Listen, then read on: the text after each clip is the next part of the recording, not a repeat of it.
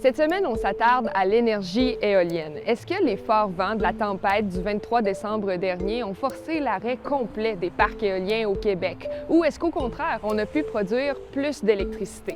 La réponse courte, c'est que ça dépend des endroits au Québec. Mais de manière générale, l'énergie éolienne fonctionne très bien au cours de l'hiver et pendant les tempêtes. En fait, il faut savoir que c'est assez difficile d'avoir des données très précises parce qu'Hydro-Québec fonctionne avec des compagnies privées qui gèrent elles-mêmes tous les parcs éoliens au Québec. Une de ces compagnies-là, c'est Boralex, qui affirme qu'avec les grands vents et la glace, on doit arrêter certaines éoliennes, mais il n'y a aucun parc qui a complètement arrêté sa production pendant cette période du 23 décembre. Les vents très forts font parfois en sorte qu'il faut arrêter complètement la production des éoliennes parce qu'on veut éviter les bris d'équipement. Le barème, c'est 90 km/h. Lorsque le cap des 90 km/h est dépassé, la production doit être interrompue.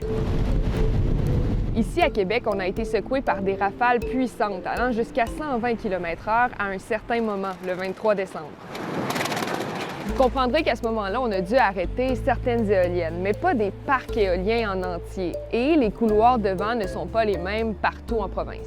À certains endroits au Québec, la production éolienne roulait à plein régime parce que des vents allant de 50 à 60 km/h permettent de produire à pleine puissance.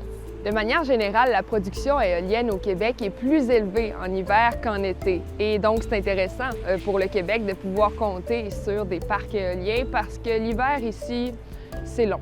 D'ailleurs, fait intéressant, l'éolien, ça remplit près de 10 de la production énergétique de la province. Puis les gens qui gèrent le climat sont essentiels. Ils analysent et prévoient à quelle capacité un parc éolien sera capable de produire pour qu'ensuite Hydro-Québec puisse s'ajuster avec le reste de la demande qui est comblée en hydroélectricité. Parce qu'au Québec, l'éolien vient appuyer l'hydroélectricité. Donc, si vous m'avez bien suivi, vous comprenez que notre province est alimentée par l'eau et le vent. Je vais citer un de nos collègues en disant que c'est fascinant.